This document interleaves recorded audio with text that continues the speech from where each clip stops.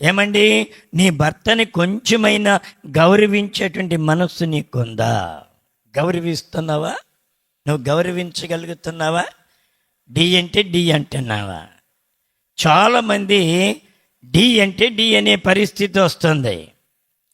చాలామందికి నేను ఎందుకు తగ్గాలి, నేను ఎందుకు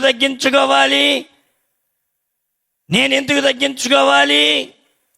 ఏమండి, దేవుని యొక్క వాక్యాన్ని బట్టి అయినా నువ్వు తగ్గించుకోవాలి. తగ్గించుకునే మనస్సు నీ జీవితంలో ఉన్నదా? భర్త మాటకి ఏం చేయాలి? లోబడి విధేయత చూపటమే నీ కర్తవ్యం. విధేయత చూపపోతే ఏమవుతుంది? అది కళంకం ఉంటే భర్త ప్రేమించగలడా? భార్యలో కళంకం ఉంటే, భర్తలో కళంకం ఉంటే ఆ భార్య ప్రేమించగలదా? ఆ భర్త ప్రేమించగలడా? లేదు. అలాగే మనలో కళంకం ఉంటే మన దేవుడు కూడా మనల్ని ప్రేమించలేరు.